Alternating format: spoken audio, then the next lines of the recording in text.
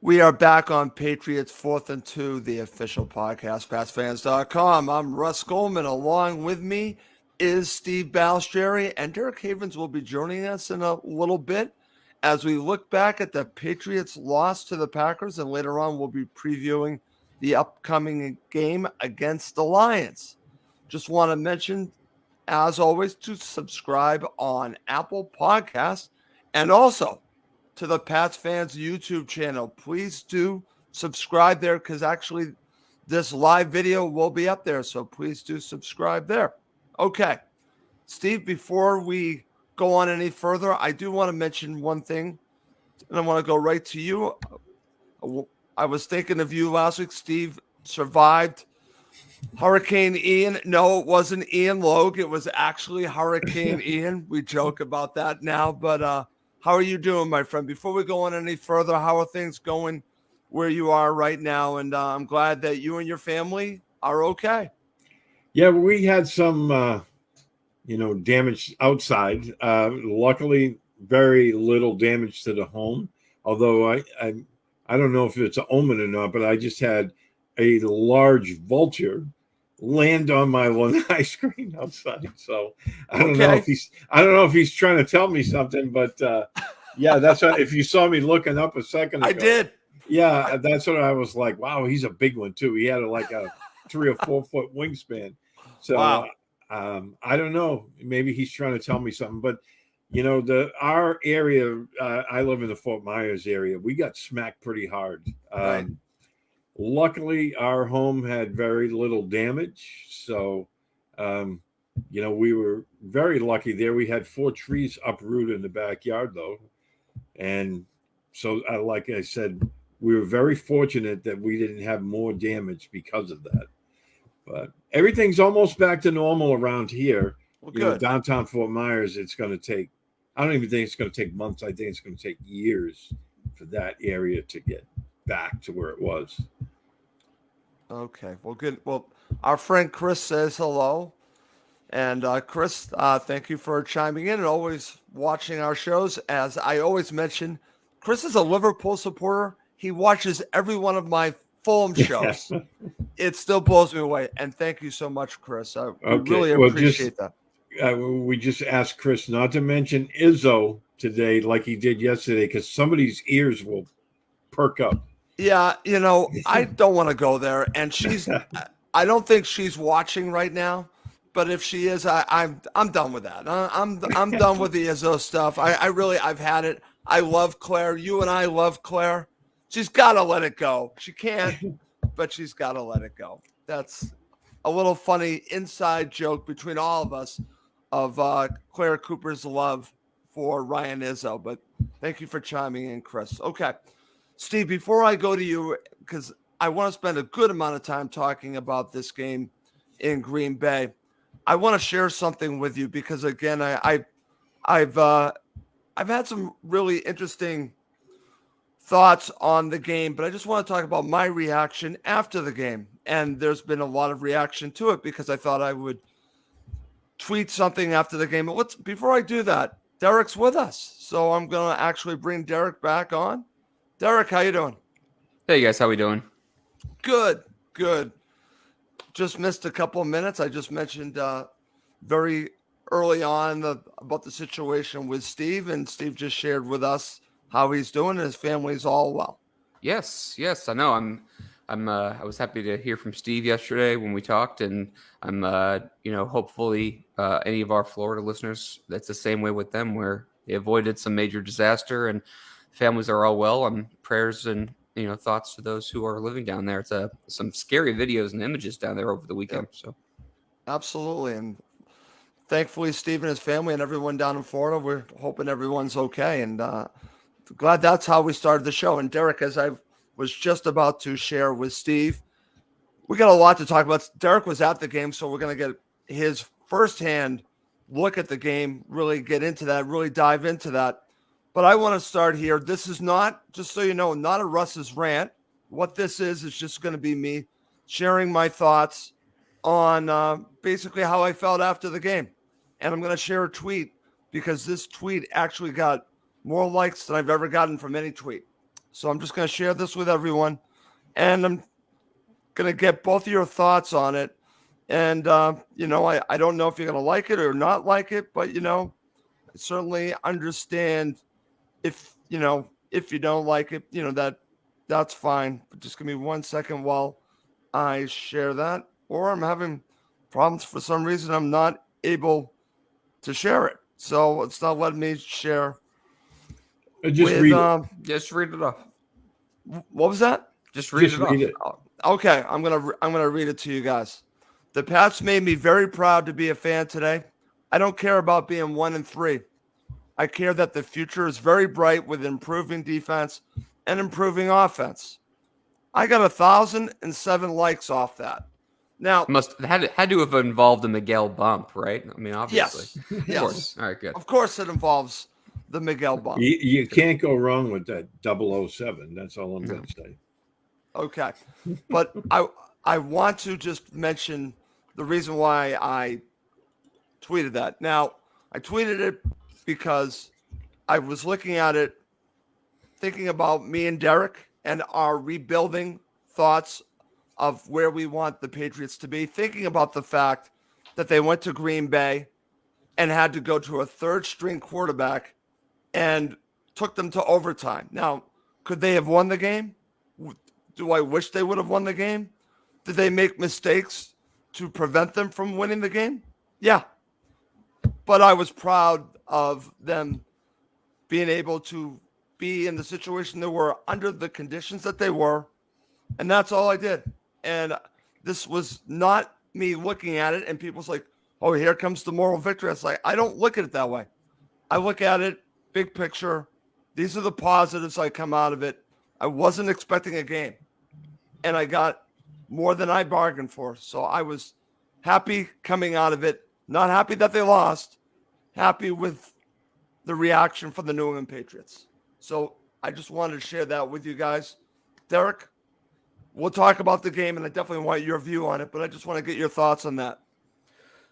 Well, Steve and I had a long off-air conversation yesterday about the game, and Yep. I look, Russ. I'd love to really argue with you here, but I tend to agree a little bit. Now, I will say this: I thought that they had opportunities to kind of win each of the last two games, and obviously the Green Bay game was closer than the Ravens game, although I thought the Patriots put up a pretty good fight against Baltimore overall in week 3.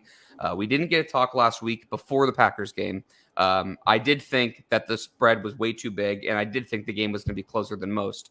But I ultimately viewed this last game, Russ, with the Packers as literally one of those games where when someone says it comes down to just a handful of plays, 1 or 2 plays, that was it. That was the Packers game in a nutshell. And for your tweet specifically saying, you don't care about the team being 1-3, you think the future is bright.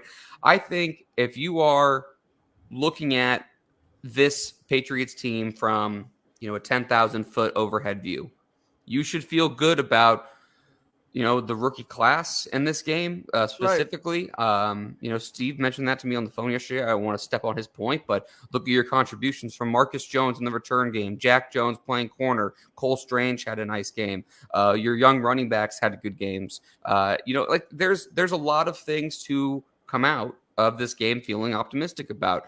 At the same time, it is a little frustrating that they're back in a 1-3 hole, just like last year. And how much better would we feel if they were at 2-2? I know that's such a small difference, but you would be feeling better. But if you're a Patriots fan coming out of that game on Sunday, how can't you feel pretty good given, your 4th round, 3rd string rookie quarterback going toe-to-toe with Aaron Rodgers? And I know that Zappe wasn't necessarily chucking the ball all over the yard, but his composure was strong. And, it's not a feel-good moral victory kind of thing, but it's hard to really knock them for losing that game on Sunday too. Okay. Very interesting take. Over to you, Steve. Opening thoughts. Yeah. Talking with Derek yesterday, we went over the game and, it came down to I found fault with coaching decisions at the end of that game that cost them that game. We're going to go to that. Share that. We're going to share that in a little bit because I want to dive into that. That's what I took. And again, yep. I mentioned to Derek that, I thought the rookie class had a great Sunday. And, as much as that rookie class was maligned by the fans and media, all spring and summer as being awful.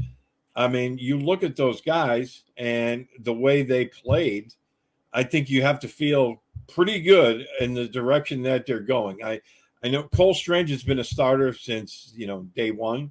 Right. I thought he had a really good game.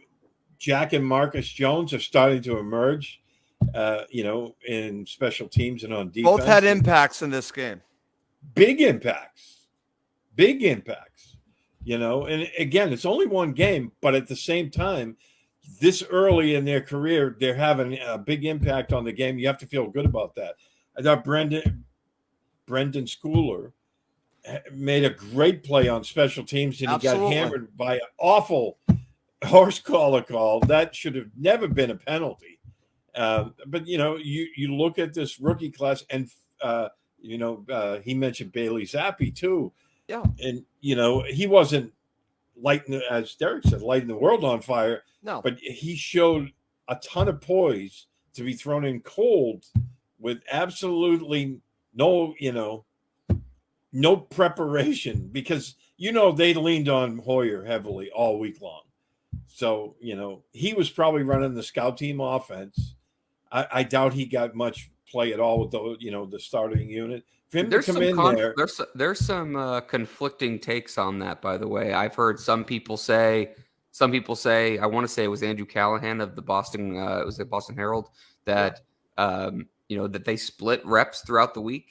There was another reporter who said that that like to what you just said, that Zappi really wasn't involved in the mix. Someone like Ted Johnson said that the production crew had a lot on Zappi and it made him feel like maybe they absolutely did, by the way. They did. And I don't know. I didn't mean to interject, Steve, but there is some conflict. I'm curious to know, if the team, during the production meeting, if maybe there was some kind of hesitation with Hoyer that maybe they were going to go to Zappi sooner. I don't know. I thought it was interesting how there was a lot of different opinions on how those reps were split in preparation for this game. But for a third string, fourth round rookie quarterback, in his first NFL action, I thought he acquitted himself pretty well.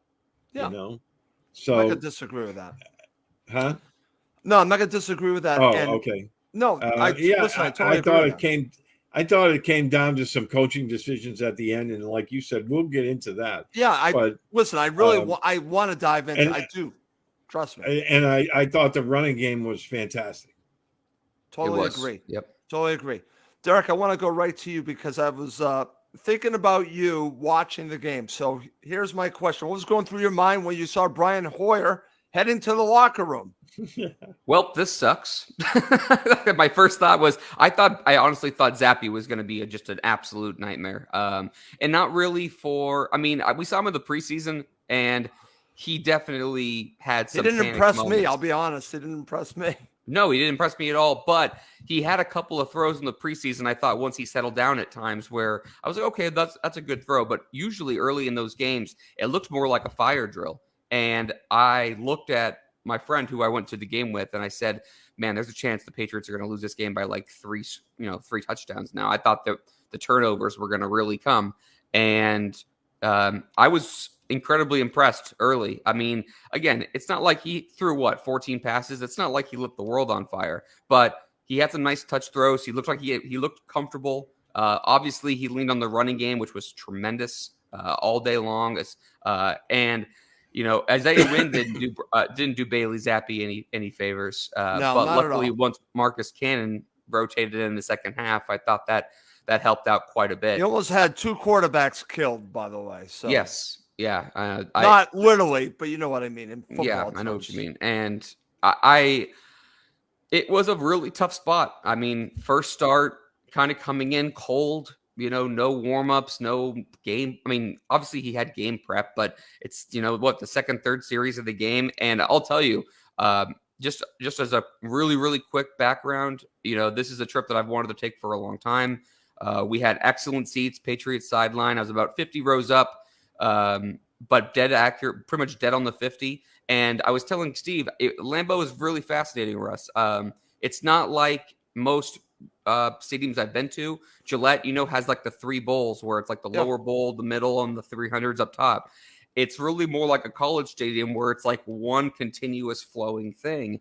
And the my view was tremendous of really like the Notre entire Dame thing. or Michigan. Yes, I've never been to Notre Dame, but from what I've seen, yes, it's similar. Very much a college vibe stadium. I mean, metal bleachers, give it the whole thing. And it was loud too, I thought, at the stadium. And that's what impressed me more about just in person. I don't know how it sounded on TV, but being in person, seeing the crowd, and the crowd really did kind of, I thought, really amped it up when Zappe came in. And why wouldn't they? It's a young backup quarterback, and most of the fans there are pretty educated. And honestly, the people of Green Bay were fantastic too. I just want to mention that Wisconsin was awesome. So it was a fun trip. Definitely a fun trip. Yeah, I've been to a Green Bay game at Gillette, and the Packers fans I met at Gillette were awesome. We were sitting amongst them all game long. There was good-natured jibes back and forth whenever a team make a play, but they were just fantastic. And I've heard from several people that, they're very welcoming when people go up there. And that's definitely on my bucket list. I definitely want to go there. Okay. Steve, right back to you.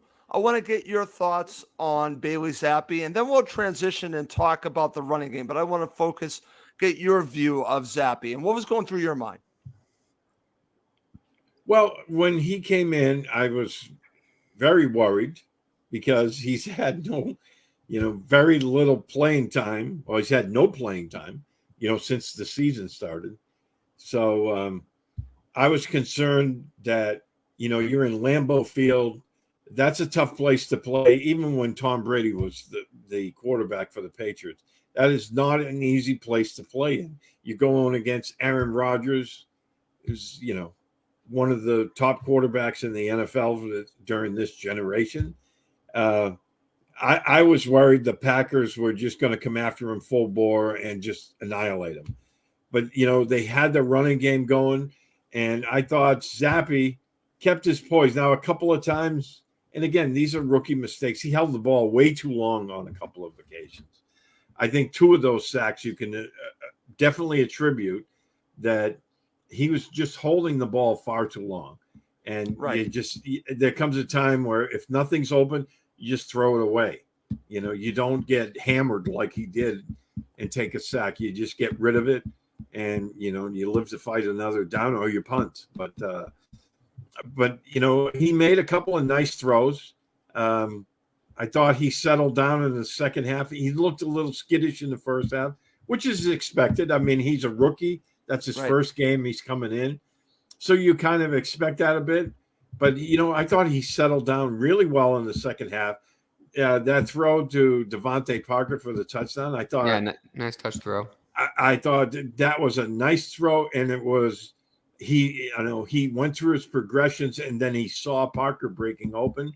That's good, because that's the kind of vision you want your quarterbacks to have. And so I thought overall, he ended up, granted, he only threw 15 passes.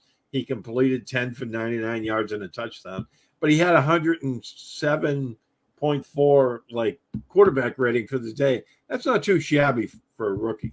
No, and you know what, too, just as a last thought on him, I would say some of the best throws, or I guess some of the best plays, were some of the throws he didn't make. And, where I thought he was really careful with the football. Obviously, the Patriots coaching staff was playing very conservative with him, and we'll get to that. But I thought that ultimately decision-making is a massive part of the quarterback position.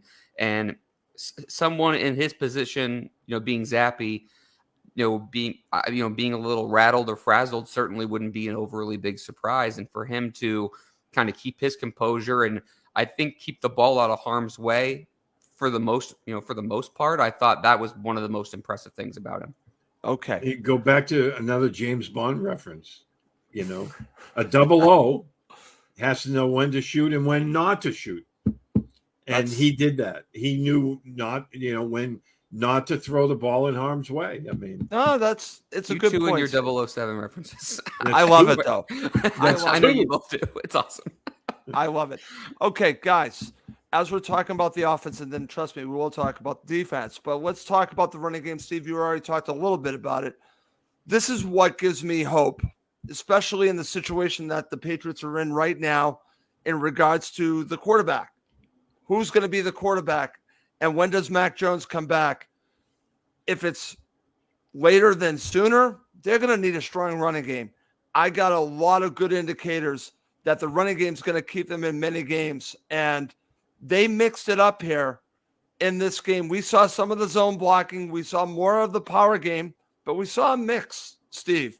I was very impressed. It's funny because I kept hearing how great the two-headed monster was for the Green Bay Packers.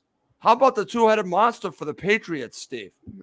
Yeah, and that's the thing. I mean, coming into the game, we knew Mac Jones wasn't going to be playing. So the Packers knew the Patriots were going to lean on the running game. And then even more so after Hoyer went down in the second series. So Green Bay knew they were going to run the football, and they still ran it. And they ran it extremely well. I mean, they had over 160 yards on the ground. And, when you're looking at guys like, Ramondre Stevenson and Damian Harris, I mean, I thought both of them ran the ball very, very well against the team that knew they were trying to run it. Right. So you have to tip your hat there. And, the offensive line, I thought did a great job in the running game. I thought Cole Strange, Trent Brown was loving it when they were running to his side, especially late in the game. He kept flexing and, because I think offensive linemen love when they run the ball because then they don't have to worry about backpedaling. They just tee off and hit somebody. And as we all know, Trent Brown has the size to be a steamroller. So, and, Marcus Cannon, I thought coming in, I mean, he's like 1,000 years old now, but guess what? In the running game, he's still very effective. I thought he did a great job. I'm still surprised he's back with the Patriots. I'm going to say this because my family, we all had a conversation about Marcus Cannon because we learned, and Steve, I called you on the way home when his family told us he was leaving and going back to Houston, that they were leaving, and basically it didn't sound like they were going to be coming back. And they came back, and he came back to the Pats, and he's making a difference. He is making a difference. I think he'll probably replace Isaiah Wynn in the starting unit if not sooner. Yep. It might be in a week or so, but I mean, we can get into that. But right, Wynn to me is a liability right now, and Cannon. He had a couple of issues in pass blocking, but in the running game, he's still a road grader. Let's talk a little bit about Cole Strange. Maybe I'll go to you, Derek, because hopefully you got a good view of this. He's really starting to impress me now. We can go back to the draft and talk about where he's drafted. People can do that, but as a player, as someone that basically has really turned into a plug-and-play player, and the running game, you can see his impact in the running game. We're talking about a guard here is making an impact on the Patriots running game. So just real quick, we'll start with Strange, but I want to make a comment about the offensive line too. But sure, go ahead. For Strange specifically, I thought in this game particularly, you continue to see his athleticism kind of pull through. And I do think he struggles at times, as most rookies would do. I think that he's someone who in the next year or two, as he, kind of develops in, the NFL Strength Inc. program and, insert your Felger, here. But as he gets, you got to understand when these kids are getting drafted, they're still, their bodies are still developing. And then you get into, your professional setting instead of a college student, you're going to be lifting more, eating better, you're coached better. So he's going to get stronger. And I think that will definitely help him at times. But Russ, he's been very good so far. He hasn't been perfect, but he's No. been very good. And also on your you guys' conversation about Marcus Cannon, Right. I honestly think that there's a chance that they move on from Isaiah Wynn before or at the trade deadline. I really do. I wonder if I really wonder how much Isaiah Wynn wants to be with the Patriots. I think they need him more than they want him. That's just my outside view looking in. I don't know that for certain, but it doesn't seem like not only is he playing well, he's not only not playing well, he is actually playing much worse than he was at any time last year or earlier in his career.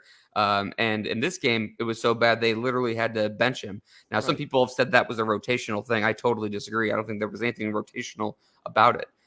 But the line as a whole, Russ, I thought played very well. Sans win on Sunday, and it really set things up. For the run game, which obviously we talked about was impressive. So. Well, going back to that, Derek, because you probably got a really good view of this. What's interesting about this, because we're now going to talk about the play calling of Matt Patricia in just a second. But before we do that, I want to get your thoughts on, I thought that the Patriots offense was dictating the game here. And that's shocking in Green Bay at times. The fact that you have a third string quarterback and you're able to really run it down their throats and control the game was something that I was not expecting. And this is also one of the reasons why you got the tweet that I sent out, that for all the complaining, rightfully so, about all the zone running plays, it came to fruition in a positive way in this game, along with a power game. And that, to me, you probably got a good view of this. I would say this, and I watched the TV copy. Let's see, I got back Monday. So last night, and they had more success in their traditional runs than they did on their kind of the newer stuff they want to work in. But we've seen them work it in more and more, and I think they're going to continue to do both, because I think if they can execute it properly, having both kind of cards in their back pocket will serve them well long term. And they obviously want to run the ball, and there's a lot of different things they want to do and incorporate, but they, I think Greg Bedard had their yards per carry at almost double at their, power gap runs versus the latter. So, I mean, I'm curious, to see how much more they work it in. But either way, I mean, they have some athleticism on that offensive line. They have two guys with very similar but yet slightly different skill sets in the backfield. And look, their quarterback situation, given the injuries, for the first quarter of this season, I mean, they've had to adjust on the fly, and I think they've done a pretty good job, for the most part as a coaching staff. But I thought that some of their decision making in this game was flawed, and I want to say this before we get into this. Yep. I do think Patricia's play calling has been relatively fine, and I know that it's not ultimately all his entire decision. I think people need to stop blaming him if things go south. It's not just a him thing. Let's keep in mind how much Bill is involved in this team, especially on offense this season. And I thought the coaching decision was a little too tight in this game, Russ. Okay, so let's now get to talking about Matt Patricia. And Steve, over to you. And let's talk about a big picture, and definitely want to talk about the end of the game, especially in overtime, because that's where I think the play calling can certainly be looked at and ripped apart. But before that, when we look at it as a whole, I thought he did a very good job with a third string quarterback of managing this game and calling a good game with Bailey Zappi as your quarterback and really mixing and matching, as Derek was just saying, the different style of runs. So in that way, I thought the Patriots dictated the play in the running game offensively, and I think his play calling was good. Now, the negative is it was extremely conservative, where at times they could have used even more play action, especially in overtime. They were not aggressive in overtime, and I think that came back to bite them. And that comes back to the play calling. Your thoughts? Steve? Is he there? I don't know. Yeah. Can you hear me? Yeah, I can hear you. Steve. Oh, okay. Okay. I thought Patricia had a great game plan coming in, and I thought for the most part they executed extremely well. I mean, you're coming in limited. You're starting with your backup quarterback, and then you're forced to go to your third string, and you're still taking the lead in the fourth quarter in Lambeau Field. So I find, a lot of criticism against Patricia's play calling. I find that a lot of that to be, you're letting your biases show through. He did what he had to do to keep the team in the game. Now, that being said, I thought I agree with both of you guys. They went overboard with trying to protect Zappy. You want to protect his a little confidence too moving much. forward. But then in overtime, all right, your defense gets a stop. Okay. You stop Aaron Rodgers at the end of regulation, and then in overtime, you're in situation to win the game. Yes. And then Marcus Jones runs you back to midfield. You're on your own 49-yard line. One first down, puts you in a position where you can kick a field goal and win the football game. That's not the time to play Marty ball. Okay. And that's what they did at that point. Yeah, they played Marty ball because they didn't play to win. They played not to lose. And there's a big difference. Yeah. Because on first down, I think it was Stevenson, they gained 5 yards. So it's 2nd and 5. Green Bay's playing the run all the way. Could have gone to play action here, Steve. Play action pass. You can call a safe one. You just tell your quarterback, okay, we're going to play action pass. We're going to throw a safe pattern. If it's not there, throw the ball away. Don't turn it over. And then we'll still have third down to decide what we want to do. I thought on first or second down they could have done that. If they wanted to do it was Harris, by the way, not that it really matters. It was Harris for 5 yards. Yeah. No, but either way, but it was Harris for 5 yards. It's like just do something like a traditional play action boot, have a couple of guys going over the middle, just tell Bailey if it's not there, just throw it out of bounds. I thought on first or second down, I totally agree with you guys. It was like, Russ, to your point, I feel like I understand why they were playing so conservative with Zappy for the majority of the game. Yeah. And they did that with Mac a lot last season. But there's a time when I feel like you have to look at it and say, you're playing on the road, tough place to play against a very good football team, against one of the best quarterbacks of the modern era. And it's like, you're right in this game. One first down and that game is over. It's like, just take a little bit of a risk. I thought that was that's when you have to go for it. You have to. Because if you think you're going to stop Aaron Rodgers 3 times in a row, 2 of them in overtime, I think you're dreaming at that point. See, the whole going for it on fourth down, I'm not down with. But I agree. I'm not down with that. But the game was there for them to win it on second and third down.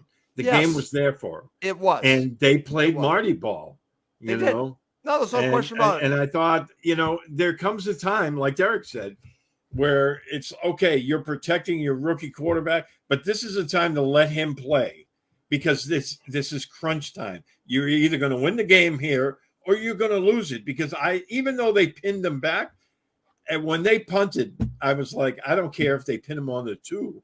Aaron Rodgers is going to go down and get them points. Yeah, and 12 plays later he did. And we'll get into the defensive play calling in a bit. We're going there next.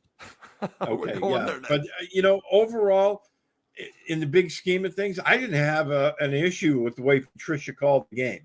In this game all day, and he did what he had to do with a rookie quarterback. And Russ, when you said you had no problem with the punt on fourth down, you mean in overtime, correct? Yeah, no, I'm talking about it. I'm talking about an overtime. Yeah, no, okay, so we're on the same page. Just in overtime. We're all in lockstep then. They should have, especially too. You get a stop in overtime. You get a huge boost from Marcus Jones. 20-yard punt return there, critical spot. I thought the game was over. I thought the Patriots won the game. They had the ball at midfield. I was like 1-2 first downs. Nick Folk's not going to miss this. That's it. Let's head to the parking lot. Like it's over. And so do for what it's worth. So do the Packers fans around me. I had a guy tap me on the back and said, "Man, your team played a hell of a game. This one's over." And I go, "Well, we'll see." Right. But I thought they had it. And again, I just thought it was maybe it's one of those things where we don't know what's going on the sideline, right? Maybe it's one of those things where Patricia will look back on this as a learning experience and say, damn, I should have done that. Maybe Bill told Matt, hey, Matt, let's keep it nice. Let's, just keep doing what we're doing. Let's not take any shots here. And maybe the two of them are looking at it like hindsight 2020. I don't know whose decision ultimately that was, but I'd be curious to know. We'll never know, but I would be curious to know, or if we see that situation again, if they handle it the same way or a different way. But I definitely thought, it sounds like we're all in agreement. That was a mistake. Well, let me ask Steve this question. And I'm just go thinking back about to this. The title of our show. Yep. 4th and 2. Patriots, right, 4th and 2. Exactly. I was thinking about that. They were going against Peyton Manning. And, they tried to win the football game. Now, they failed at it, but they tried to win it. That I don't have an issue with that. Okay. I had a major issue with them not trying to win the game when it was right there. And thank you, Claire, for your 2 nice comments. Okay, so let's take Matt Patricia out. I'm not going to put Josh McDaniels in. I'm going to put Charlie Weiss in. Does Charlie Weiss go to a play action pass on 2nd down? What do you think, Steve? I think he does. Absolutely. Yeah. Or to Derek's point, he might have did it on 1st down. Right. Yeah. Right. To Derek's point. Because Charlie was more aggressive. I have no problem if they ran it on 1st down. The running game was going well for them. The running game was going well for both teams. And I had no problem with it going on 1st down. I think on 1st down, rookie quarterback, I think the Packers defense would have been caught sleeping there a little bit. I thought the same thing on 2nd down, but I felt like there were opportunities there, a couple of times, and especially the second half. But late in the game, there were opportunities there where sometimes I just feel like you have to realize you're playing with house money, and they were playing with house money up big in the casino. And it's like, you just got to take a little bit of a risk there. And then, let's flip over to the defensive side, because I know you wanted to do that. And absolutely. And, so the Patriots, they have to punt, and all of a sudden the Packers have to go, I want to say 23 yard, or they're on their own 23. And I felt like the Patriots just like on offense where they weren't playing to win, they were playing not to lose on defense. And their coverage went from basically what I thought Even I talked about this. They spun the dial a little bit in this game. They went with some zones. They played some man for a little bit. Later in the game, they're playing like this, they're playing like their defensive backs are basically like, all right, the receivers are on the line of scrimmage. 10 yards off, Derek. Yeah, they were like 8, 9, 10 yards off. And it's like, they're just like trying to keep everything in front of them. And I get it to a point, but not every single play. I mean, you're just basically giving the entire field to Rodgers to just pick you apart. And I thought that was a huge, huge mistake by the defensive play callers with Steve and Gerard. Okay. Steve, back over to you, because in general, and we'll go back to talking about the questionable decisions defensively, because I agree with Derek on that. But when I look at the defensive performance, this goes back to what Derek had said earlier about the rookies and, of course, Jack Jones. Great job. But overall, I thought they did a great job. I said decent, maybe even better than decent job against Aaron Rodgers overall. But the big problem was they got gashed in the running game. And I kept saying to myself, it wasn't bothering me, but it just kept adding up. And then, especially at the end of the game, it was too much. They really, got gashed in the running game. It didn't seem it, but 7 or 8 yards every single other play was adding up, Steve. Oh, yeah. And they did get gashed in the running game, but, but it wasn't costing them in points. They were able to string together a couple of stops, and to your point, they did a really good job of, competing against Aaron Rodgers. Now, I wasn't expecting that. I got to be honest with you. I was not expecting that. There was a couple of plays that they had absolute excellent coverage, and he just Steve, they were playing man against Aaron Rodgers, right? And that's when they were competing very, very well. I mean, that play against Jonathan Jones, I think it went for 30-something yards. Even Tony Romo said it on the telecast. You can't play it any better than that. It was just a great throw. perfectly thrown football. And, you just have to shake that off because those things are going to happen. But, the one thing that I will say, I talked to Mark Schofield, guy who I really respect, with his analysis and whatnot. And he said, he said the Packers, whenever they needed a play in the passing game, they looked for 27 in white, and which is Miles Bryant, and they picked on him. Yeah. And that's something that's going to need to be addressed because he's a liability back there. Derek and I were talking yesterday, and we kind of agree, watching Jack Jones. Now, he's going to get burned eventually because he's so aggressive. Somebody's going to put a double move on him. Yep. And he's going to get burned, but I can live with that because of the way he can move on the football. And, Derek and I talked about it offline yesterday, and we said, when moving forward, when they go to those three, cornerback nickel packages, I'd rather see the two Joneses, meaning Jonathan and Jack, and Jalen Mills when he's healthy. Right. Yeah, I think Jack needs to start getting more playing time. And we said this yesterday, Russ. When Jack Jones jumped that route and took it to, what did you do?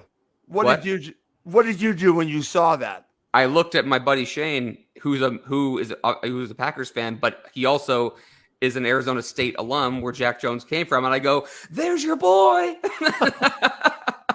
But I was telling Steve yesterday, Russ, that Jack. Oh, he jumped that route so hard he almost overran it when his arms were like leaning way back to get the ball. Yeah. And from my view live, I thought he was outreaching to the right. When I saw it on replay, I go, "Oh my gosh, he literally jumped it so hard he had to lean back to get it because he almost missed it." And he almost missed that. Bill's face was priceless. I feel like he couldn't believe what happened, but that was a massive swing. The look on Belichick's face was, he had the look of total shock. Yes. Right there.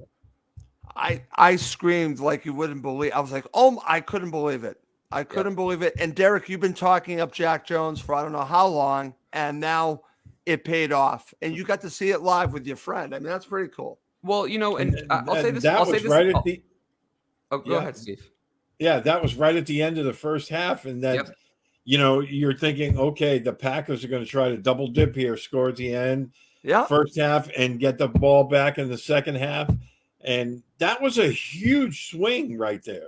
Yeah. I mean, and I've said this before. I said this before, on Jack Jones. I think his playing style really reminds me a lot of Asante Samuel's playing style, of J.C. Jackson's playing style. He's they're an aggressive, style corner, and they're going to be competitive.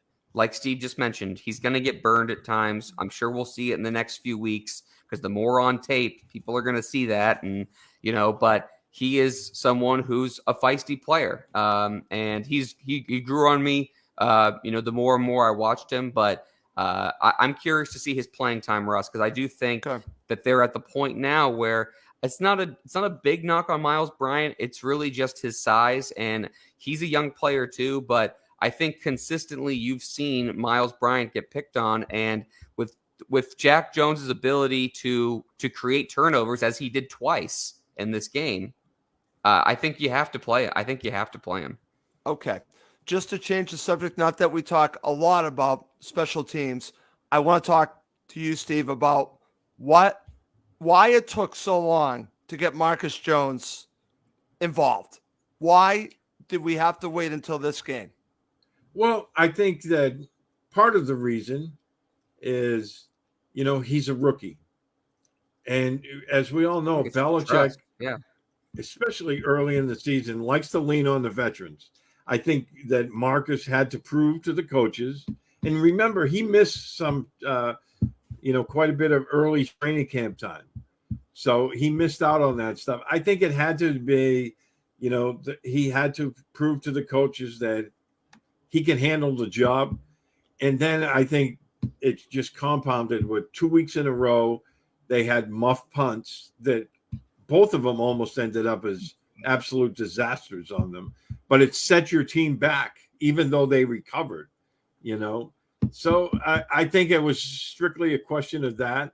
Okay. But I think moving forward, it's going to be him all the way. Absolutely, Steve. And you can see that this is just the beginning, Derek. I'll go to you now, of what Marcus Jones can give you. It goes back to me with having Edelman back there. You knew when Edelman was back there that something could happen. And I feel the same way whenever the ball is in his hands. And that's after one game. Yeah.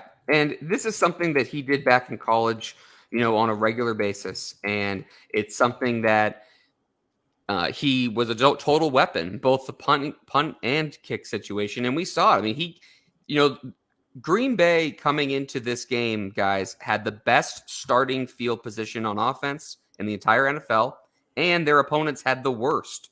They were tremendous in, making sure that they have, better, field position. I want to say, let me look up. I was just looking it up here. I want to say, of course, I'm trying to find it on the fly. He had Marcus Jones had 8 or 9 touchdown returns as a special teams player in college. That's a lot. Crazy. That's a lot.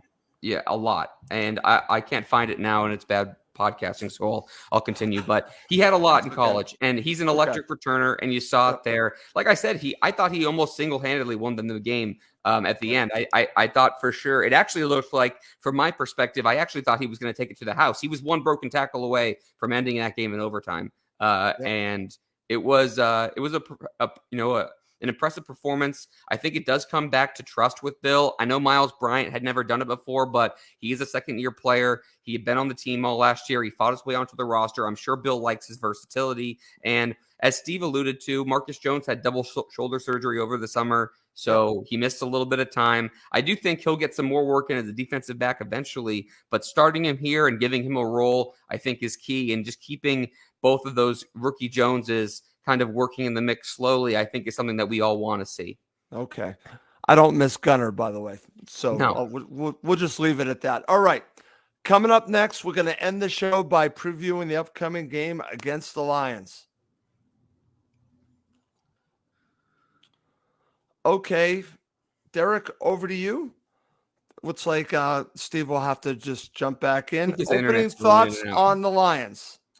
Thoughts on the Lions. Let me tell you this. People who have not paid attention to the Lions are missing out on a very interesting team. They are extremely high scoring. They're also given. Not only are they're the leading team in points per game, Russ, on offense, they also give up the most points on defense. So they are really averaging some pretty high scores. They have the best running attack in the NFL from a yards per carry perspective at 5.9, and they have some really, really interesting young players on both sides of the ball. So the Lions have really done a nice job kind of putting a nice little culture together. I think if you watched Hard Knocks, you saw Dan Campbell, who can be a little bit of a clown, but honestly, it looks like his guys play hard for him, and it looks like a team that kind of plays fast and loose. And I think it's something that will help them some weeks and will break them other weeks. I'm curious, Russ, because I do think that the Patriots, given the quarterback situation, I'm wondering how many points, if it gets high scoring, if the Patriots can keep up. The other part of me feels like, does a team that plays fast and loose, like a Dan Campbell Lions team, does that hurt them versus a Bill Belichick team that's usually pretty disciplined? So that'll be interesting for me to see from, a Lions perspective this coming week. Okay. The Florida internet is back up. Steve, opening thoughts on the Lions. Yeah, I apologize for that, but we're still having some glitches in the internet here. I mean, I didn't hear all of Derek's comments. I just heard the end of it. But you look at Detroit's offense, and they're the number 1 offensive team in the NFL, and they're number 32 defensively. So you're guaranteed there's going to be some excitement in this one. Yeah. They scored a bunch of points last week without 2 of their best receivers. So this is a team offensively that is stacked. I think they're going to present a really tough matchup for the Patriots defense, especially in that running game. And but defensively, they can be had.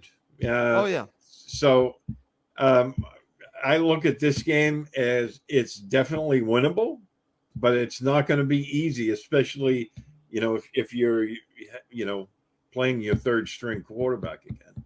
Okay, good stuff. All right, guys, let's ratchet it up. Over to you, Mr. Havens. Which team has the advantage when the Patriots are on offense and the Lions are on defense in the running game? Well, in the running game, I'll give the Patriots the advantage. I think that they have really done a nice job, kind of developing this run game over the last, couple of weeks. I like how they're working in different things. Damian Harris and Ramondre Stevenson are both very similar, but have very different qualities too at the same time. And I like the way that Harris is so steady and kind of reliable. And Stevenson, I would say he runs with a little bit more of like an angry, like a kind of more a little angry or a little harder to bring down. Obviously, he has a little bit more size, but he's a little bit of a different skill set. I just think while the two are very similar, their differences play off each other quite well. And I like aside from Isaiah Wynn, the offensive line has been very impressive for the Patriots so far in the running game specifically. And so I do think the Patriots have a good advantage in this run game versus most teams. Okay. Steve, over to you. Who has the advantage when the Patriots are on offense and the Lions are on defense in the passing game? I just said it's going to be tough with the third string quarterback. I still think they can move the ball on this. I mean, this secondary, everyone they've played so far has shredded them. They're giving up almost 280 yards a game, passing. And, they're not getting a ton of pressure on quarterbacks. So that just compounds the problem. I think, the Patriots, they have to rely on their quicker guys this week. Guys like Aguilar, Kendrick Bourne, and then you can go to Devontae Parker when you get down close to the red zone, because I think this defense has shown that they can be had. I mean, they're giving up almost 445 yards a game. Yeah. So, with the running game being effective, I think the passing game will be very effective for them. It's all going to come down to what happens on the other side, I think. Okay. And the one thing that they cannot do, Stephen, I think you're going to agree with me, and they have to work with, if it's going to be Bailey Zappi, I think it's going to be, cannot have delay of game calls. They just can't. It can't happen, especially not back-to-back, which it should have happened. It should have been back-to-back. I was screaming at my TV. I don't know what Derek was doing at Lambeau when the clock's running down. You doing the same thing? Yeah. Okay. Yep. But that just can't happen. I just want to mention that. Okay. Let's flip it. Steve, back to you. Patriots are on defense and the Lions are on offense. Who has the advantage when the Lions are passing the ball? Oh, when they're passing the ball. Yep. I thought you were going to me in the running game. I think the Lions have to have this advantage. Now, that being said, I think the Patriots can compete, but they've had injuries. Amon Ross St. Brown. Yes, Amon Ross St. Brown and DJ Chalk both missed the Seahawks game, and they still put up 45 points. Yeah, that's crazy. I mean, it's crazy. That is amazing. But they also have they have some. Well, I think he's an excellent tight end, and Hawkinson. Yep. So I mean, the Lions can throw the ball. I think they're going to be really tough for the Patriots to match. But I mean, they're going to have to get some pressure home on this, and. But overall, I think Detroit gets the nod in this one. Okay. Well, the Lions tight ends, no Ryan Izzo. Okay, let's move on. Derek, to you. Don't incite her. I know I should have done that. All right. Hi, Claire. All right. Who has the advantage when the Lions are on offense, the Patriots are on defense in the running game? The Lions do. They're averaging an NFL best 5.9 yards per carry. DeAndre Swift, if he plays, has really elevated his game over the past year or so, and he's become quite a player, not only on the ground but also in the receiving game. And they have a good backup in Jamal Williams if he doesn't go, but they have done a good job. And if you guys remember, a couple I want to say right around the beginning of the season, I was talking about a young offensive coordinator in Ben Johnson for this Lions team, and he's really got this team kicking it in high gear right now. It's going to be a handful for the Patriots on defense, and the Patriots have had their struggles in the run game. I think there's a reason that Jamie Collins is back with the team for a fourth stint now. And I wouldn't be surprised if he's in the mix at some point and elevated off the practice squad this week. And so that to me is just one of those things where I do think even though Bill probably wants to go younger, and I think we've seen him adapt a little bit, I think at the same time, when his team's struggling and he can't find an answer, he's going to fall back on what he knows. Yeah. And what he knows is playing a defense a certain way and playing players that can go a certain way. So as much as he probably wanted Mac Wilson to kind of elevate and some other guys, he's probably looking at it and like right now they're just not getting the stops they need to. In the ground game, they've been bleeding on the opposing ground game. Absolutely. Yeah, I think Collins will, everyone thinks he's going to move out to the edge. I think they're going to put him as a off the ball linebacker this week, to shore up that middle of the defense. Yeah, but we shall see. I don't know. I could be totally wrong with that, but I think they've been okay on the edge. They still need some work there, but I think where they're lacking is in the middle. Oh, yeah. Totally agree, Steve. All right. To end the show, let's do 3 keys to victory and prediction. Over to you, Mr. Havens. Give me your 3 keys and then give me a prediction for the game. Well, to me, guys, right now, my first key, I really want to keep it up front, which is what we just talked about. And the Lions have a very good ground game, best in the league, like I said, in terms of yards per carry. And the Patriots have really had problems keeping teams, limited in that front. And as much as Damian Harrison and Ramondre Stevenson, as well as they ran the ball this last Sunday, AJ Dillon and Aaron Jones really hurt them in a lot of different a lot of different facets. And it just keeps you so handicapped on defense when you're getting gashed like that in the running game. To me, it has to start up front from that standpoint. My second key for me will really be limiting some of these big plays that the Lions keep getting, these big chunk plays from different guys. And Dan Campbell has this team playing really strong for Detroit right now. I think that they've just continued to churn these going back to last season. Even the Lions are just really getting these big plays on offense. And Jared Goff, as limited as he is getting the ball to some playmakers in space. So it leads me to my third key, which is discipline. I think discipline is huge for the Patriots this week. And as well as I think that Dan Campbell has done with this team for Detroit, I wonder, and Steve, you dropped off when I said this to Russ, Detroit's playing fast and loose. And I think that that's one of those things that's going to help you some weeks and hurt you other weeks. I think this is a week where it hurts you because I think a team like the Lions that are going to come in playing fast and loose, I think that Bill will look at it and kind of pick on some of those things where maybe you're not as fundamentally sound or as disciplined as you need to be. I do think that the Patriots will find their way to win this game. I'm going with 27-23. Okay. Steve, over to you. Yeah, the big key for me this week is I think that Patriots have to shorten the game. You don't want to get in a shootout with this team because we know they can put up points in a hurry.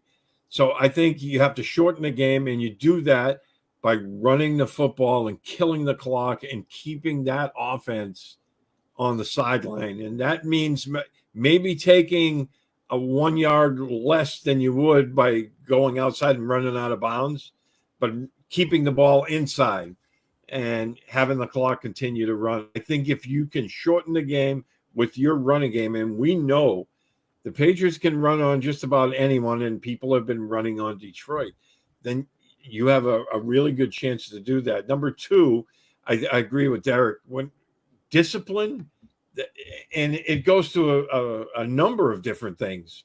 You can't have breakdowns, offensive line, in the secondary, and penalties. The penalties have been killing this team. I totally You can't agree. have that this week. So it's an overall discipline thing, I think. And the third is you need to win the turnover battle. You have to force, like they did last week, a couple of turnovers to stop the Lions offensively, and you can't turn the ball over against them. I think if you do that, you have a good chance to win. I think it's going to be a little more high scoring. I have Patriots. I'm gonna drink the Kool-Aid again. Wow. 30, Lions 28. Wow. That's Ooh, pretty close to my prediction, Steve. I'm actually going 31-27. That's my prediction. So, wow. So you and Great. Russ and I picked 4-point differences. Steve picked 2 points. So we all think it's going to be pretty close. Oh, I think it's going to be close, Derek. And Yeah. that's not great, honestly. The Lions games have all been close this year. Yeah. Yeah, and they've put up a lot of points. And if Mac Jones was healthy and playing, I'd feel a little bit better. And if the Patriots hadn't been hurting themselves with penalties, I would feel a little bit better. Right. But I don't think Mac's going to play. I do think Hoyer will play if he's cleared over Zappy. I know we didn't talk about that, but Yep. I do think he will start if he's cleared. But it's going to be a tougher game, especially with the Patriots quarterback situation. Okay. And I certainly understand that. Okay, guys, we do have to wrap up the show. Before we go, just want to mention, as I mentioned at the beginning of the podcast, subscribe on Apple Podcasts and also the PatsFans.com YouTube channel. We're going to be on there, so please check that out and please do subscribe. You'll get all of our videos. So they're not live, but you'll get our videos. I'm trying to get Ian to let us go live on YouTube, but hopefully I can convince him. After he did his damage with this hurricane, I thought maybe he would help us out here. Oh, just wow. kidding, Ian. Oh, I shouldn't have. I'm just kidding with Ian. That's low, even for you. I love Ian Logue. It was just a joke. Bad joke. But anyways, all right. I'm still mad at Ian for ruining my fruit trees out back. Okay, well, there we go. See, there you go. See, Steve jumped in too, so now I don't feel as bad. Okay. Well, that's going to do it for this episode. For Steve Balestrieri and Derek Havens, I'm Russ Goldman. Thank you as always for watching and listening to Patriots 4th and 2, the official podcast of PatsFans.com.